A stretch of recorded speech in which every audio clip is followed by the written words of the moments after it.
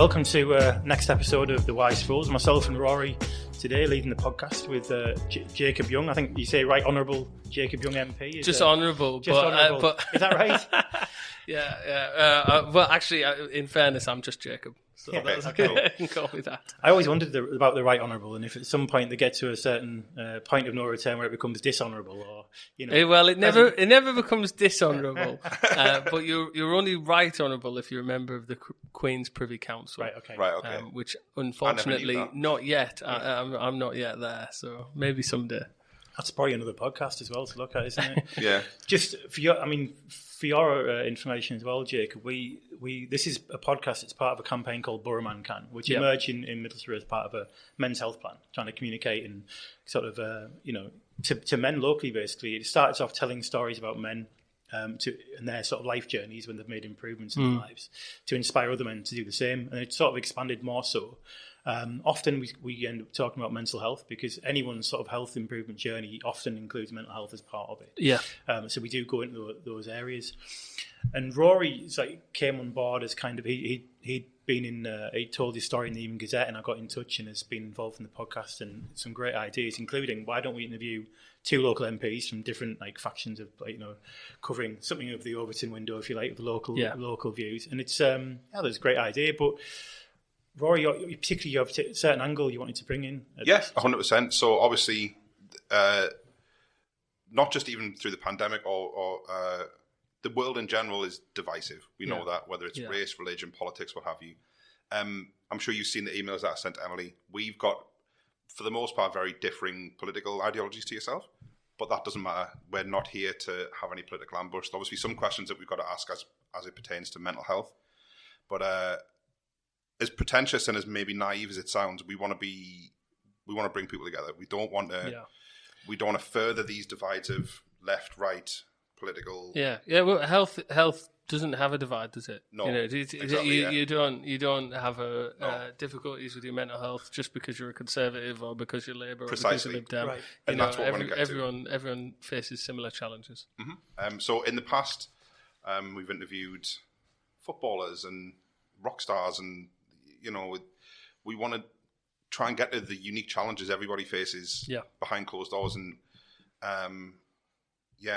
we try and not see the difference. Mm-hmm. All that to say, we want to understand Jacob Young, the fella, not the MP, as it speaks. Obviously, you've got a certain responsibility about mental health questions, but we just want to get to know you. Yeah, well, that's what I'm here for. Cool. So my first question, got nothing to do with politics. What was the last gig you went to, or the last album you listened to?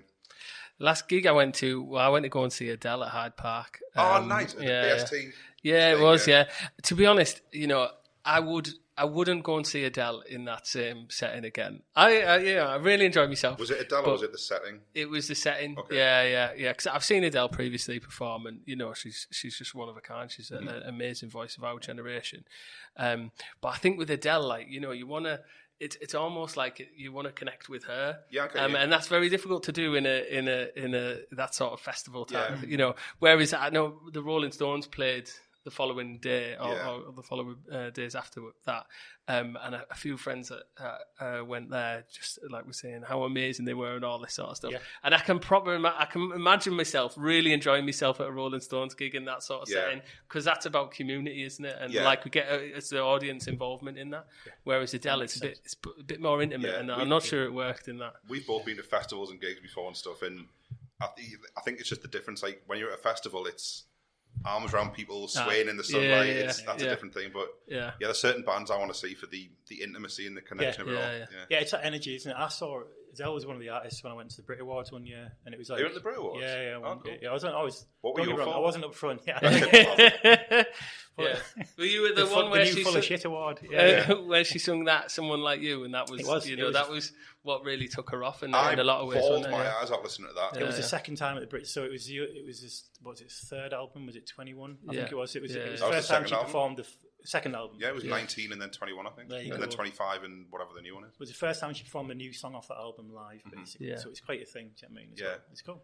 Yeah, I bawled my eyes out. Remember talking about that cataclysmic breakup a few years ago? Yeah, it was just after that. And my friend sent me it, and I was just like, I'm too big for that. Everything reminds me of her. Yeah, exactly, yeah. But music is evocative. I mean, we've talked about this. I know Matt wanted to do a podcast just about music. Yeah. And chat about how important it is for kind of, emotional release and kind of like evoking different thoughts and ideas as well. Mm-hmm. Is that part of it for you then as well? Or? Yeah. I mean, to some extent. I love music. I love listening to music. And especially, as I say, with unique voices like Adele's, I really enjoy that. I don't often use music as part of my coping strategies with my mental health. I explore different avenues in that sense, but it certainly can speak to a lot of people, and as you've just outlined quite eloquently there, music means different things to all sorts of people in that moment. You're not mindful of using it for something for your own, to keep you happy, or you don't put a song on going, do you know what, I'm in a bit of a shitty mood, I want to feel a bit better about something. So I like, there's a few things that I like to do. One is I love listening to the waves. Sure. One of the things that I love to do is I wake up on a morning before the sunrise, go down to Saltburn and just sit on the pier, listen to the waves crash and watch the sunrise coming up. Yeah. I absolutely love that. It's part of the reason I love being a seaside MP, because I've got that luxury of having the seafront on my doorstep there.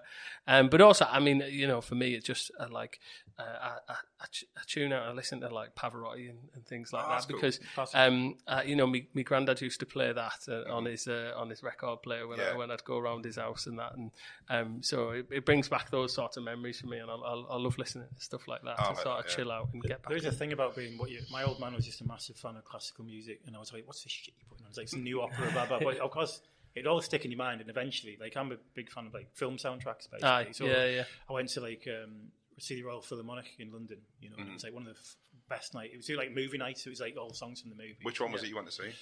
Because we went to see Jurassic Park.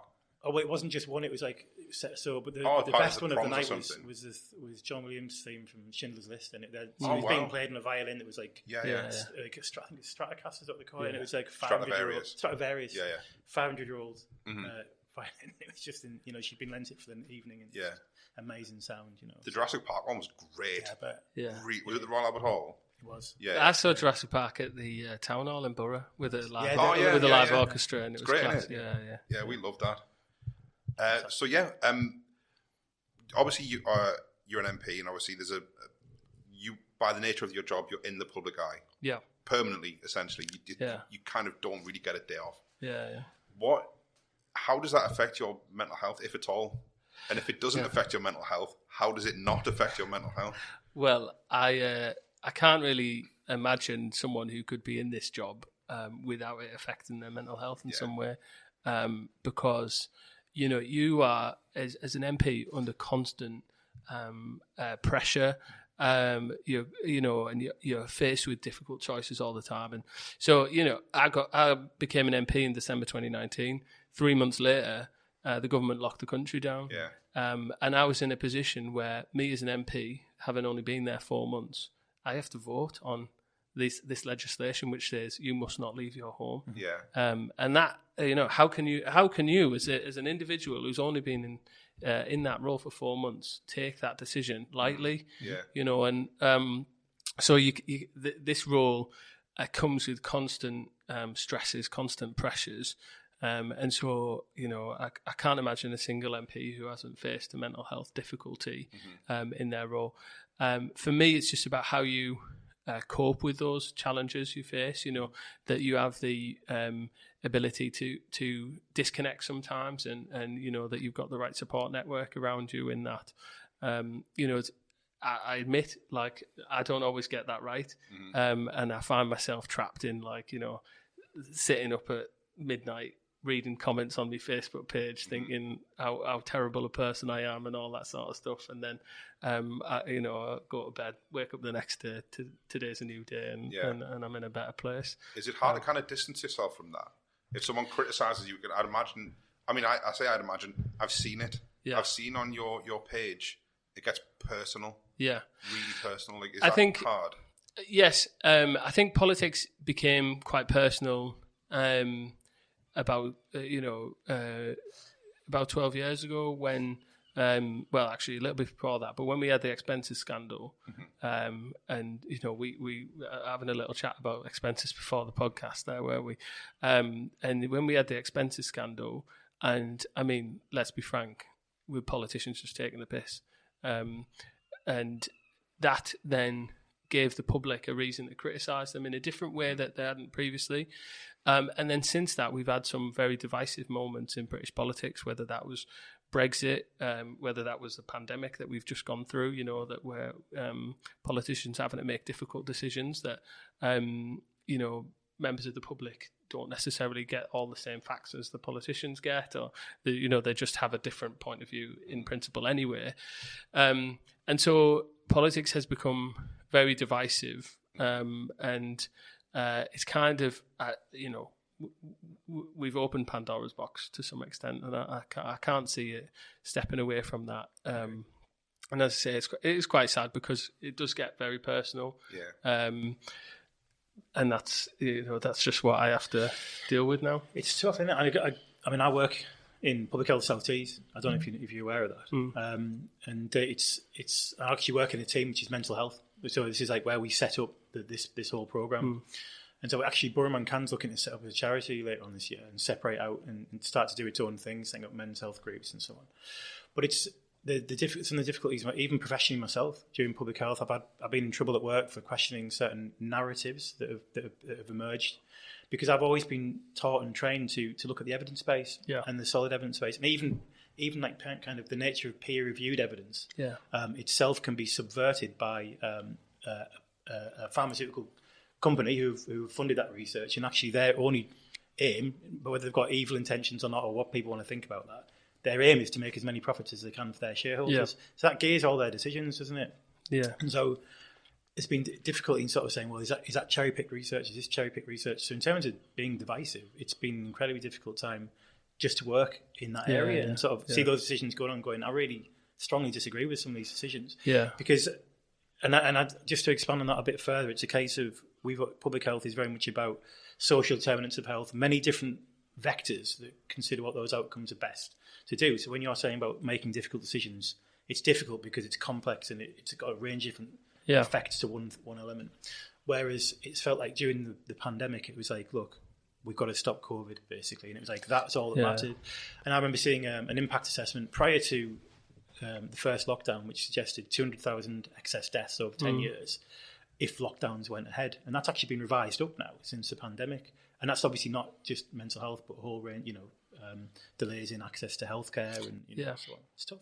Yeah, I mean, and I spoke out about some of these challenges in debates in the House of Commons around mental health, because I like you just said there, you could see this tsunami coming towards us if we continued on the trajectory that we were going, and even to the extent where we had our region was being put into tier 4, North Yorkshire was in tier 2, and and you were thinking, how are we drawing these dividing lines? How are we getting the data that supports that actually this is the reality? And it was constant conflict, both personally and politically, because as well, all of us have our own stories in this too. I lost my granddad quite early on in the first lockdown, which was incredibly difficult for me and for my family, because back then we couldn't go along to funerals. Well, 10 of us could go along to the funeral and that, and so I had a position on what I felt lockdowns were like, versus other people who had grandparents who were shielding, and so they might have wanted us to keep. When you say other people, do you mean like other other MPs?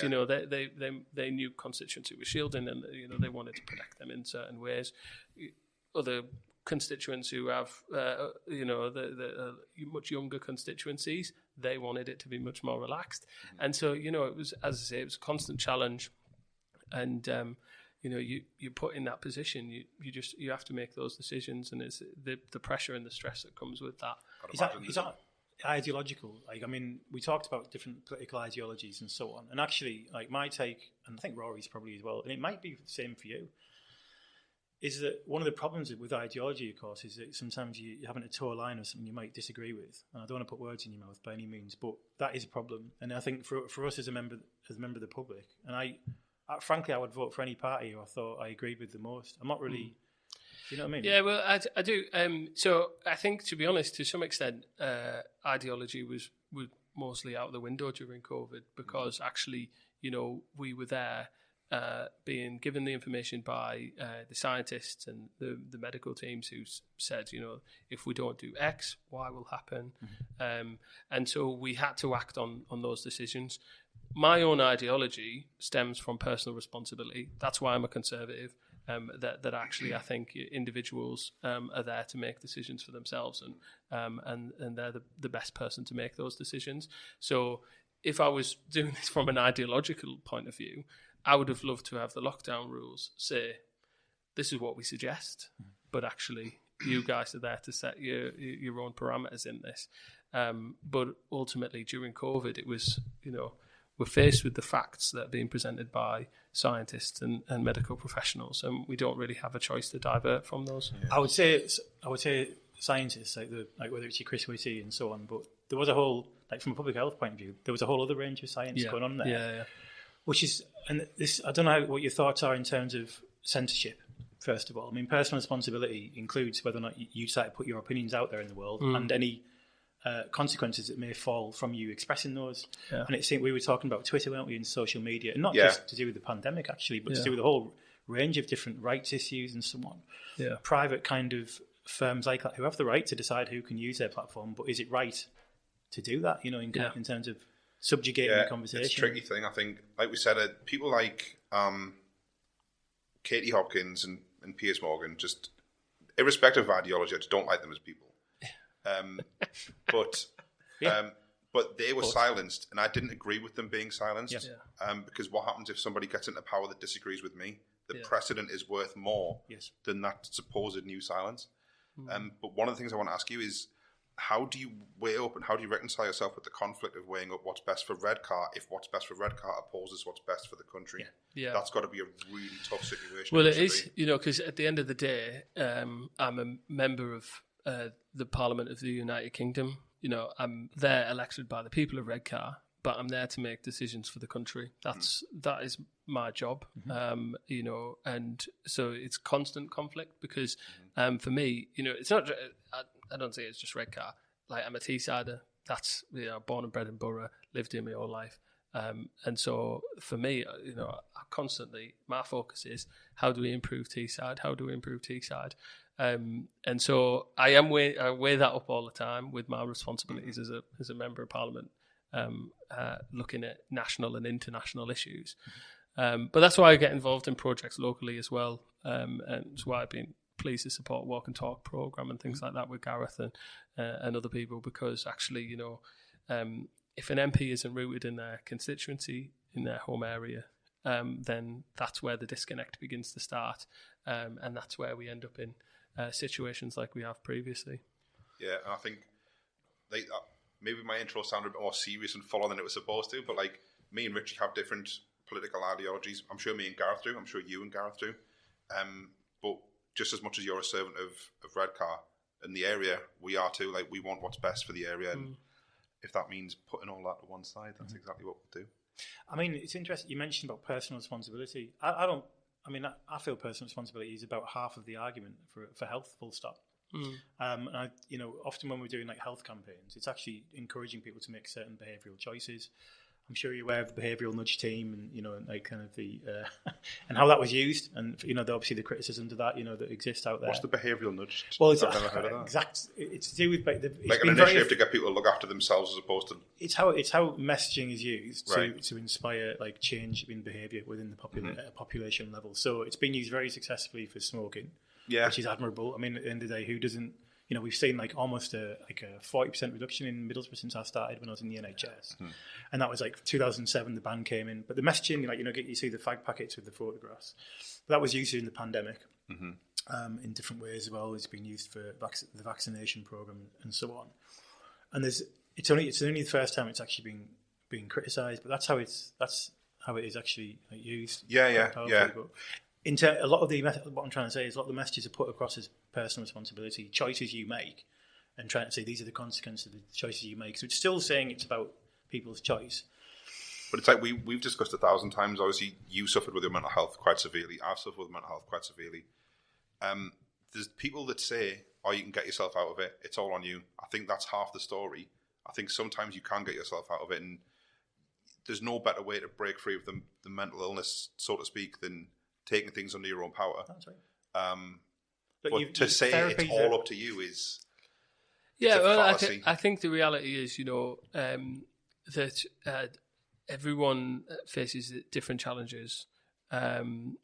Everyone copes with those challenges in different ways. Mm-hmm. We've just had a conversation earlier on about the fact that I like listening to the waves, and that's how that's how I get into a better state of mind. You might want to sit there and listen to Adele. That's up to you. Do you know what I mean? And so I think it's wrong to sort of cast people in a certain die and say, you know what, like you have to do this for yourself. You have to get yourself out of this position or whatever. Mm-hmm. Because ultimately, some people are able to do that. Some people, they've got the tools that they can use to help them out. Other people need support from their peers. People need the support from their family, etc. It's not a one size fits all, and we just have to be open to actually how do we help people in their need, not this is how I'm going to make you help yourself. Mm-hmm. Of course, yeah. What would be your view in terms of kind of how much does health figure into your priorities as an MP for Redcar? So bearing in mind that we've got, I'm asking that in the context that we've got some of the wards we've got are in the lowest 10% of in terms of deprivation. When we talk about social determinants of health, we talk about health inequalities, don't we? Which isn't just like the gaps between like kind of the north and the south; it's local wards as well. Mm. But we've seen inequality get worse. We've seen life expectancy stall in terms of kind of like its constant improvement since 1900, and that's happened in the last 10 to 15 years under the tenureship of this current government. Now, I wouldn't ever lay entirely all the blame because again, there's a whole mixture of factors. But how much does that factor in your thinking as an MP? Well, so I speak to constituents daily. My team here speak to constituents daily. It's rare that a week will go by where we haven't encountered someone who's going through a severe mental health challenge.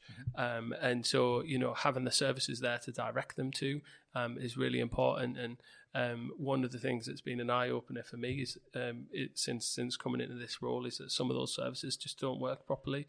And we've had fantastic charities set up over recent times. And, we mentioned Walk and Talk earlier on with what Gareth does there, but other local charities as well, like the Link Charitable Trust, etc., who help people in those points. And, for me, it's about having the right people to forward people onto, because my role as an MP and my team here, they're here to support people, but we're not professionally trained to help people with challenges that they're facing in that situation. On that, sorry, how thankless is that task though? Because for every person you may help, there may be 20 who you can't help. Yeah. And is it a case of it? I saw someone on one of your comments earlier, it was either today or yesterday, say, thank you so much for sorting out X, Y, and Z. Does that become thankless because other people say, well, you couldn't do this, you didn't do that? Well, in truth, I think we do quite well. We have quite a good success rate on helping people because at the end of the day, we don't have a pot of money. We're not a function in that sense. We don't have responsibility for housing or benefits or anything like that. But we can put people in touch with the right people who can sort the things for them. And I've got 2 letters after my name, MP, which means that actually when I call someone up, they answer the phone, or when I write them an email, they click open straight away.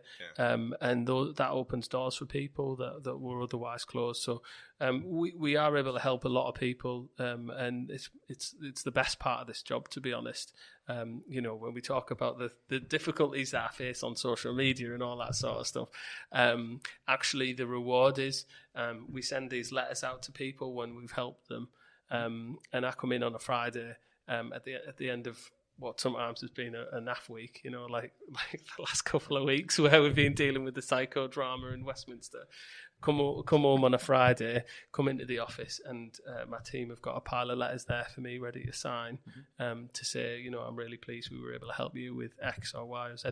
And some of it, like in recent times, lots of people have struggled to get the passports and things like that, and we've been able to. I think it's a passport thing that I actually saw. Yeah, we've been able to help a lot of people with that recently, and in credit to my predecessor when she was Anna Turley, when she was in post, lots of people were facing challenges with PIP claims, and she was able to get a lot of people money back through the schemes that they were the challenges that they were facing there. Again, because she had those letters after her name, and so that, as I say, that is the privilege of being an MP, is being able to help people every day. And you might not get every one of them over the line, but actually, I'm really pleased with all the amount of people that we are able to help. For sure, yeah. So just back to in terms of inequalities, because there was the 10-year review of the Marmot report, which basically made the point that over the 10 years that's what it was saying, that there hadn't been any increase in health inequalities. Male health is implicated in there as well, because the gap in male health is significant in terms of like. In what way? Well, males are often diagnosed later with issues. They present earlier, so they spend more years of life in psychological issues or any issues. A whole range of health issues. Yeah. Is that the toxic masculinity thing, where you're not supposed to go to the doctor and men just stiff up a lip and all that nonsense? No, you know my thoughts on the term toxic masculinity. Well, no, you know what I mean, but like no, I do. That kind of thing. Is it a case of have they figured out why that is? There's a whole range of reasons. Yeah, okay. I mean, one of them definitely is the fact that kind of men don't access. They're not as forthcoming. Yeah, well, some evidence suggests that some health services are more feminised, ultimately because more women access them, so they're actually naturally evolved that way. And then actually, it could be the masculine trait of kind of manning up until you seek support. The other thing is there isn't as many reasons for men to engage with health, but it's not just. I mean, that's the men's health element. Health inequality is serious. We're talking about kind of life expectancy, and like the worst area is not seeing any improvement. And this is one of the areas, and it's like you're Conservative MP in an area that's traditionally been part of this red wall that's been described in the media so many times. It's like what is your take as one MP amongst 500 plus, to try and make a difference and get your fight, get the investment up here. Yeah. Well, I mean, so some of the things that I want to see the government do differently is to devolve more powers on health. So we've got the Tees Valley Mayor Ben Houchin. In other areas, health is a devolved issue. Absolutely. And so they can focus the priorities of their area on increasing, the awareness and that. And you've talked about the health inequalities we face here. I think what would be a really helpful thing to do in that was to devolve certain health priorities to our combined authority, so that they can direct the money actually where it needs to go, and it doesn't end up in this much larger pot elsewhere. But so I think that's one step we can take forward. The other thing is I've been working on a campaign with a few other MPs as well, cross party, looking at how we can get mental health nurses in every GP surgery in the country, because huge. Well, I think referral times are wild. Well, and one of the challenges, I think there was a mad statistic, and I might not get it right, but I'm going to say this anyway, and someone will tell me it's the wrong thing. But it was something like 50% of GP appointments last year involved mental health. And yet, in every GP surgery, there isn't currently a mental health nurse. And there's been pilots around the country. I think we had a pilot here in Teesside. And actually, I think I'd love to see that rolled out nationwide, because that's how ultimately we'll get people the help they need quicker. I never even thought of that as an option. That's great. We've got our local mental health trust going through adult transformation, basically, which is sort of we'll transform the whole approach so that someone doesn't get, there's no wrong door approach and people don't have to retell their story many times over. You've actually got mental health and wellbeing coaches in GPs who these PCNs locally have commissioned them. And actually, when they're recruiting for those roles, it was actually lived experience was a desirable part of the recruitment process. So they're recognising that having someone enroll who's had those experiences fast track someone's support because they open up faster and so on. Well, let's be honest. That's very, very strong evidence for men as well. Of course. And then people like me, I wouldn't have set up Find the Light if it wasn't for my troubles with mental health, and Gareth wouldn't have done it if it wasn't for his troubles with mental health. And do you know what I mean? I think that's a huge factor, an enormous, great factor. Yeah. But I mean, I think the other thing is as well, actually, in organisations, that we should have mental health first aiders in organisations as well. And I was privileged before I became an MP to work for a company called SABIC on Teesside. I used to work in SABIC. Oh, there you go. Men's Health Toolbox Talks. Yeah, and so I had a guy called Tony, who sadly passed away now, but he was one of our local mental health first aiders, and a guy called Mick as well, where I worked. And actually just Mick Durden. I trained Mick Durden. Oh, there you go. See, Mick Durden very well. And so having that, having those people around you who you know you could go and have a chat to, and you know things would be confidential. Absolutely. But actually, and it didn't feel formal. You were just sort of chatting to one of your work colleagues. Yeah. And it just, I think that broke down some of the barriers. And I'd love to see that, you know, be incorporated into some sort of legislation, where at the moment there's legislation that requires organisations to have first aiders. You know, why isn't there a supplementary to that? I say, you know, either your first aider should also be a mental health first aider, or you should have an additional mental health first aider along that. Sure, And I is think there anything like that in Parliament? Okay. Obviously, we've in public health England, I presume you've got mental health kind of groups or things to help you in your job. So for the staff well-being. Yeah. And I have in my company. Is there anything like that for you guys? Well, there is. I've been working with a couple of MPs who were interested in this topic on mental health, and it was principally Conservative MPs. We called ourselves the Churchill Network, because Churchill famously struggled with a lot of mental health. Black dog, Churchill's black dog. Yeah, and so we started something like that during the pandemic.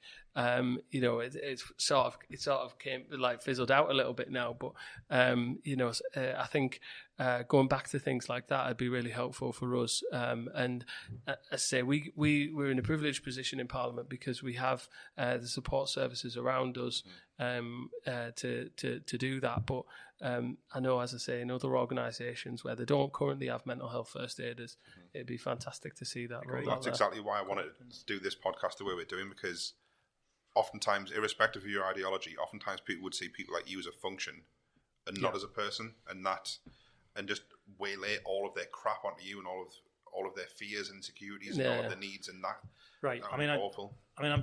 This is lovely, and it's not even fluffy. Mental health first aid is well evidenced, and there's first aid for mental health and other courses as well. It's ultimately about getting rid of the stigma so people can talk about it, be more comfortable about it, and we're all about that 100%. And it doesn't strip men of like masculinity, to do that. In fact, if anything, it's courageous, it's a strength. Wouldn't you agree? Well, absolutely. That's exactly why I'm so open honest about crying at Adele songs. To look at me, I'm a 36-year-old, 6'2", 300-pound tattooed skinhead northern man. Viking. I shouldn't cry. With Viking. It was beaten out of me in my youth. I shouldn't cry, but of course I am. Yeah. But going back to what we were saying about the struggles you face. Obviously, and you did the Psycho Times in Westminster. Psycho Times in Westminster. I used that phrase. Jake was not me. I didn't say it. Kind of fits. True. Last 2 weeks, it felt like a psychodrama. I'm not responsible for Richie's actions just as much as you're not responsible for mine. How much pressure, again, without political ideology coming into it, how much pressure has what's been going on with Boris Johnson and the Partygate and millionaire MPs, billionaire MPs, like whatever. Like, how much pressure does that put on you to defend those people, even though it's got nothing to do with you? Well, to some extent, it does have to do with me, because at the end of the day, if Boris Johnson's the leader of my political party, is the Prime Minister of the country, so it does have something to do with me.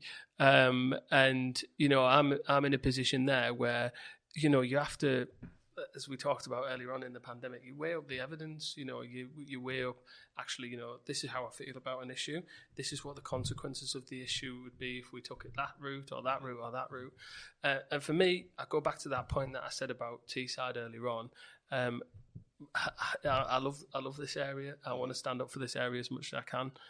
Boris Johnson, when he was Prime Minister, visited this area more than any Prime Minister I remember, and Tony Blair was only up the road, so and still I think we've got to remember in the Tees Valley, we had Peter Manderson in Hartlepool, Alan Milburn, who was a former Health Secretary in Darlington. We had Tony Blair, as I say, in Sedgefield. We had Mo Mowlam here. We were the political centre of the world, and yet I feel as though we weren't getting focus previously. Under Boris Johnson, I felt as though we were finally getting focus, and we were getting a slice of the pie. So for me, like, I was there in a position where I was like, well, actually, what do I think's best for Teesside? And keeping Boris Johnson there, I felt was best for Teesside. Now, everyone has a straw that breaks the camel's back, and that happened for me last Wednesday. That's why I resigned from my position in government, because I at that point I was like, well, actually, we're getting to a point here where the situations that were affecting Downing Street and the decisions that the Prime Minister was making were becoming a distraction from what I feel were fantastic things that we were doing in the country. And so you're put in that position where you have to choose, do you stick with what you've got, or do you make a change, and what's that impact going to be? And that's the decisions I have to weigh up. Okay. When you say you resigned from government, what does that technically mean in terms of your tenure as MP? So it doesn't mean anything in terms of my tenure as an MP, but so I had a junior ministerial role in government, which is known as a parliamentary private secretary. So I was working closely with Michael Gove in the Department for Levelling Up, which, as it's clear that's needed on Teesside and the work that's been going on here. And so I was on the, I suppose, the very lowest rung of the ministerial ladder. But for me, I was more than happy to do that role during my time there. We worked on some key legislation like the Building Safety Act, like the Fire Safety Act, which we were implementing some of the consequences of the Grenfell inquiry and actually making sure that buildings were safer going forward and we wouldn't have a repeat of that incident. And working on the Levelling Up and Regeneration Bill and the amazing changes that's going to have on our ability to, that'll help us devolve some further powers, like I said, about mental health, etc. I mean, I'm all for devolved power. I'm not sure that kind of it actually necessarily, what the examples we've seen so far necessarily bring people closer to the decisions, to the power structures, basically. I mean, it's where you do see decentralisation of power. That's a different thing to devolution of power. It's usually a case of setting up within a region rather than actually right into the communities as well. I think there's a question I've got here, which is about, I read some studies about the impact of politics and exposure and interaction of the public with politics, either like directly or through media. And I have a genuine concern in terms of mental health, that kind of the state of the lack of kindness that the people you observe in British politics, the state of how divided we are as a nation, like you said, you gave the examples earlier on, and the general narrative, the sort of discourse of politics, often is so. The often thought about politicians is that you ask a question, they toe the party line with their answer, and often might not actually answer the question or get behind it. And obviously, the nature of politics at the moment feels like it has been under Boris, demonstrably kind of lie after lie after lie, and actually that's actually become the norm, like accepting kind of almost like a populist sort of right-wing sort of populist approach. And I worry about the nature of that in terms of people feeling like anything is ever going to be any better. Yeah, genuinely. Yeah. And that's one of the reasons I think why Rory was keen to do this, is to go, look, we need to kind of like be approaching this from a certain angle, which is like we do the Joe Cox quote. We have more in common than that which divides us. Yeah. And if we genuinely are, I mean, I'm not sure I personally trust politics full stop anymore. Yeah. Like, I'm not sure whether or not I think going to the voting thing is actually helping, making things is improving those things. Because I'm well aware of, having reading books about how power works and how influences of kind of, more powerful figures, private sector, corporations, things like that. And actually, how does that figure into Redcar? Do you mean, other than investment and people setting up business here? Really, are those decisions here? Yeah, really? I mean, so there's a few points there. So on devolution, I think bringing decisions and decision making closer to where those decisions are implemented, I think is really important, and that's why I think since we got the Tees Valley Mayor, and that could have been whether it was Conservative or Labour, actually. Effective decisions have been allowed to be made for our region, and we've seen the regeneration of the former steelworks site simply because we have a combined authority and a Tees Valley mayor. And as I say, that could have been whether or not it was Conservative or Labour. A regeneration would have happened there, and because those decisions are being made closer to home. So I think that's a key point, and that's the reason why I support devolution in that way. I've written to my MP many times, and what I usually get back is like a standard response that doesn't address like individual points I've made. And that's the kind of the point I'm saying is even when you engage, this is just my own personal experience, and I'm in Gisborough, so it's Simon Clark. And all I ever got was standard response. It didn't address the points I was making. And I understand you might say about time and so on, but people want to feel and see, I think, in politics that a more wider. I talk about the Overton window and actually a wider set of opinions, thoughts, examples are given and discussed and recognised. I understand that, and I understand your frustrations in that sense. I would say that like as an MP, I represent 68,000 people, and so actually, if 68,000 people send me an email, then it's going to take you some time to get through them all. And that we're in the position we're in because of the changing nature of an MP's job. Go back 50 years ago, we talked about Churchill earlier on. Churchill represented a constituency in Scotland, and I think he visited there probably 2 or 3 times. Whereas there's no high-speed rail at that point. And it used to be like the brass band had come out for the MP's annual visit to the constituency, whereas actually now you've got MPs who are deeply involved in their constituency, who want to be involved in local projects, want to help people with the issues that they face, whereas previously, actually, so if someone got in touch with me about a pothole or whatever, I would try and solve the pothole issue for them. That's not the job of an MP. That really is down to your local councillor, etc. But I'd still try and solve the pothole for them because actually I'm bothered about the local area.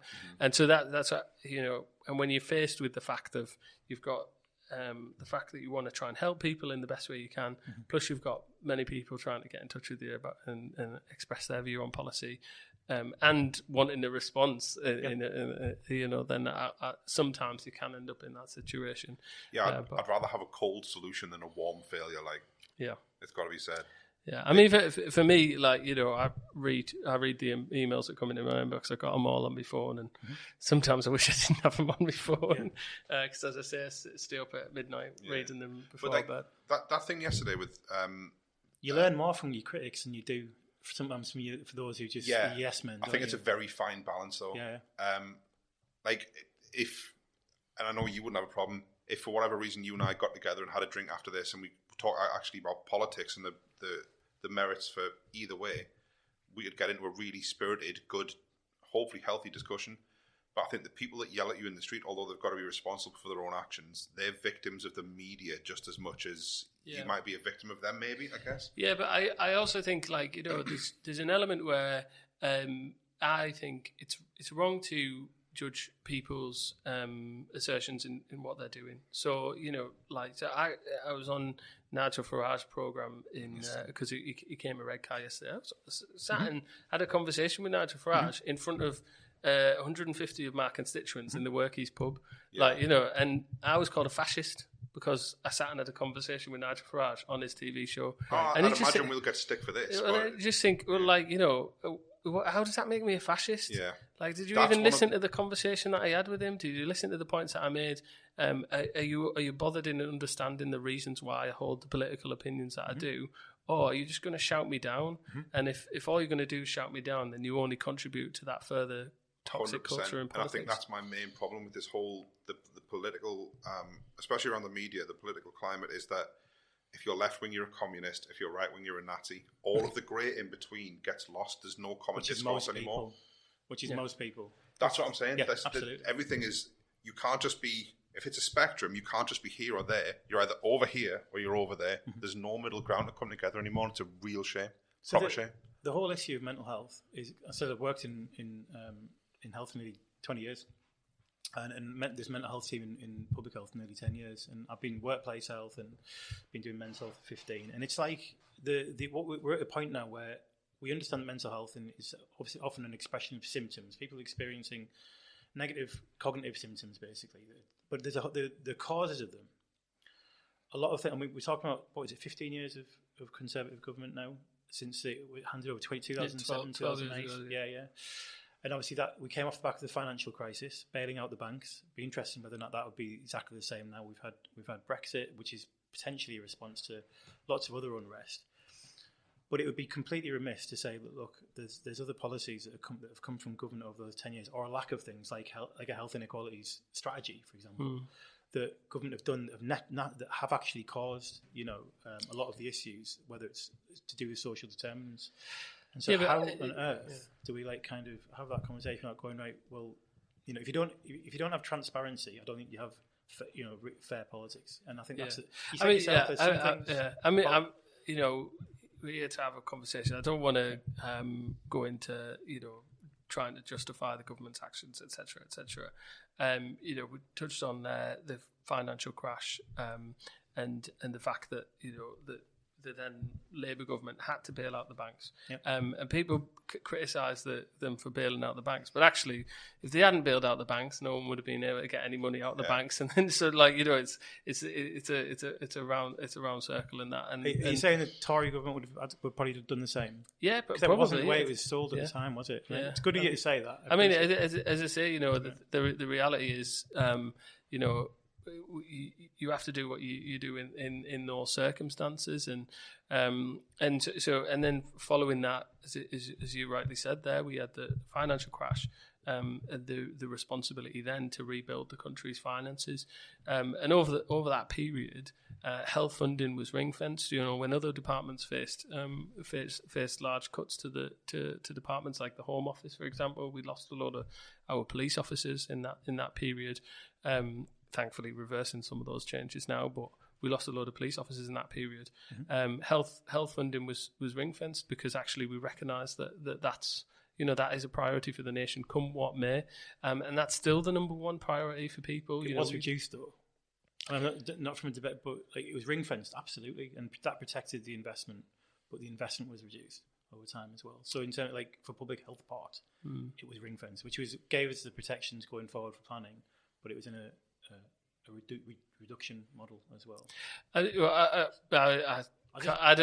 don't have statistics in front of me to dispute that. But my understanding is that we protected health spending throughout that period because, as I say, it remains the number one priority for people. But actually, we have to recognise that situations have changed.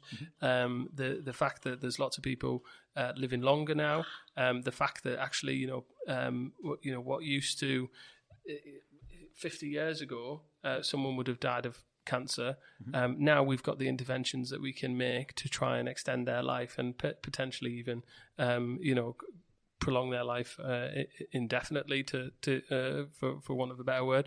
And so actually, we're now in a position where a lot of medicines are a lot more expensive and that. So, but we have to recognise the challenges that we still face in mental health.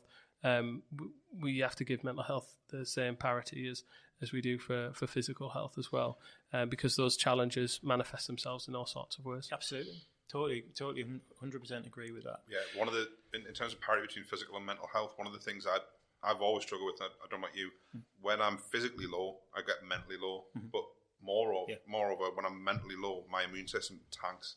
So I think mental health and physical health shouldn't just be two silos. They're one and the same thing eventually. I don't know where I was going with that. Well, it's when you look at the causes, when you look at the reasons why. And so with the awareness of mental health first, we interviewed a GP, and she said when most people present in her surgery, they're either asking for a sick note or antidepressants. And so there was no consideration of including counselling and then a whole range of other things which they could undertake in their life. And so there's things like social prescribing going on where, get active on prescription and all these kind of activities that make sense for lower level mental health issues, when it's mild to moderate, that kind of works. And when you look at how much money is spent on prevention, that's a real difficult one because you can't then turn around, can you, and say, well, we're not going to treat people. Yeah. But actually, if we didn't have to spend as much money on treating people, we'd be able to invest more in prevention. Whenever you speak to your average Joe on the street, they're like, just spend more money on prevention. I think the climate's changing. Like, obviously, I can only speak for myself. My mental health tanked when I was about 19, a bit of a tumultuous home life and whatever else. And if somebody had actually took me for a hike when I was 19, as weird as it sounds, if someone introduced that kind of thing to my life when I was 19, I'd never be on on medication. I never would have touched it. And maybe I do need it, maybe I don't, who knows. You need transport, you'd need boots, you need access to those basic things. Yeah, but even just the knowledge of those things got maligned for so long because it was hippy dippy, it was airy fairy. How can it help? But it really does. And if somebody had just even taught me that, just go for a walk down the beach. Because I lived on the seafront in Saltburn. Just go for a walk down the beach. It'll make you feel a little bit better for the amount of time that you're doing it. Did you see Martin Lewis's video that he put out yesterday, the 10-minute video? Yeah, I did, He'd been to the... Have you seen this, Jacob? No. So I can share it with you afterwards if you want to have a look. But it's basically Martin Lewis. He's usually quite a very calm, obviously quite a calm person. And he had a meeting with Ofgem. And he was apologising partly because he'd sworn and got really frustrated with them. What's Ofgem? Are they independent? Yeah, so they're the regulator for the energy market. So they're independent regulator.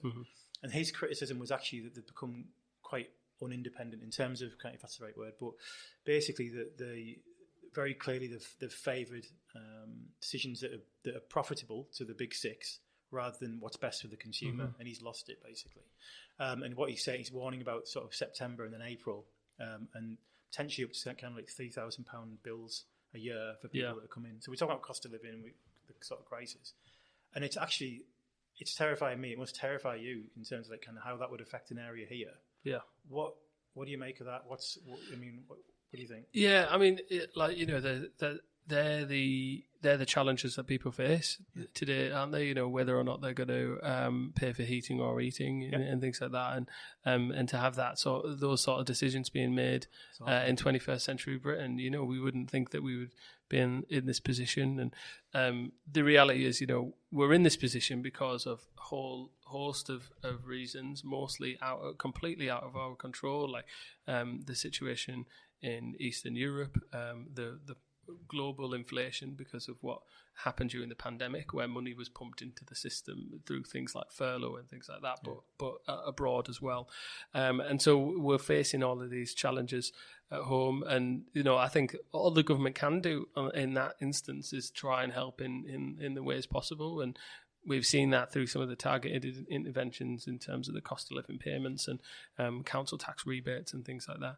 But to go back to the physical manifestations of mental health challenges, the classic for me is the first time I really felt in a difficult position with my mental health was back in 2015, where my parents for a time separated, and I ended up on this downward spiral where I inflated myself to 17 stone. I developed this really unhealthy relationship with food, and I always laugh and tell people, "Oh yeah, I yo-yo in my weight and stuff like that." It was actually, what's happening is I yo-yo with where I am in terms of my mental health and whether or not I'm in a good place or a bad place. And you might have realised some of my shirts are a bit tight at the moment. That's why I wear 3X shirts. That's all. Wear a bigger shirt. Yeah, but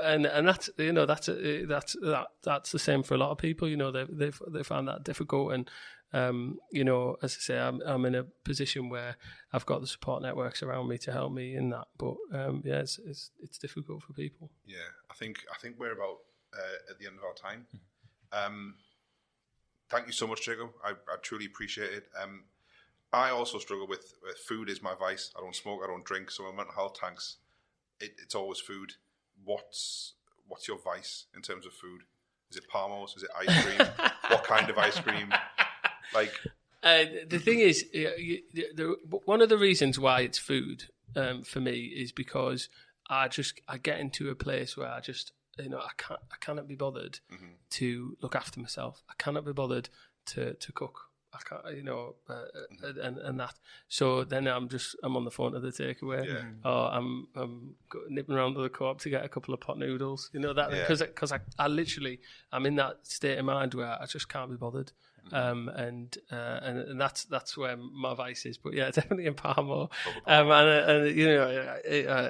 I can't come on a podcast without mentioning a lemon top. So yeah. Before you abandon all, just if we abandoned all ideologies, like let's set that aside and said if there was one thing, magic wand moment that you would do to sort of improve the health locally, what do you think would be like the best policy that could happen? I think stop eating as much palm oil.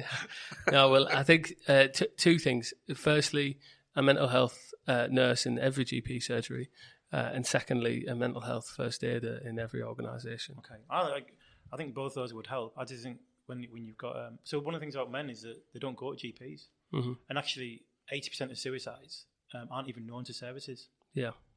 Yeah, and that's why I think it's important, you know, that you have these systems in the workplace because, you know, for me, you know, knowing that I could go and have a chat with one of the lads, and you know, especially at 2:00 in the morning in the night shift when you've got nothing else better to do. Yeah. So just have a conversation with someone about what's going on, where's your head at.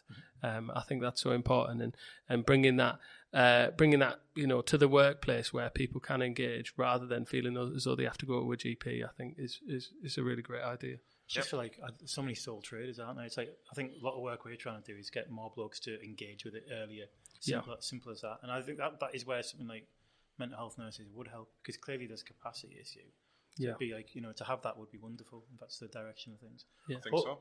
Jacob, we do appreciate your time and your answers. Hopefully we can come back to you at some point in the future. Yeah, absolutely. Revisit some of these issues as well. But other than that, is there anything you want to ask us? There's now I want to ask you, but I do also want to just praise the work that Walk and Talk do. As I say, you know, I've been on a few of the walks myself and chatting to some of the guys there. I think it's a fantastic group that we've got set up in Redcar, and it's a really good organisation for people to get plugged into. Good effort, and they're doing like a Tuesday morning beach, and with they all meet up on the beach. About 60 odd of them now as well. Do like massive groups of people. Yeah, that's meditation. Not Walk and Talk, was it? It's Gareth that's doing it. But... He's there, but there's another guy who's actually running it. Yeah. Okay. As well. I'm not doing that like 6 a.m. beach tips. Not for me. That's the next. That's when we come back to you. We'll convince you. If they can delay the sunrise to about 11, I'll be all right. You have to wait for the right time, but then the water's colder. So what do you want to do? Do you know what I mean? It's a balance. But yeah, Jacob, thank you so much. We really do appreciate it, and thank you for being open with us and honest with us. And hopefully we'll do this again in the future. More obvious. Thanks, Jacob. Thank you.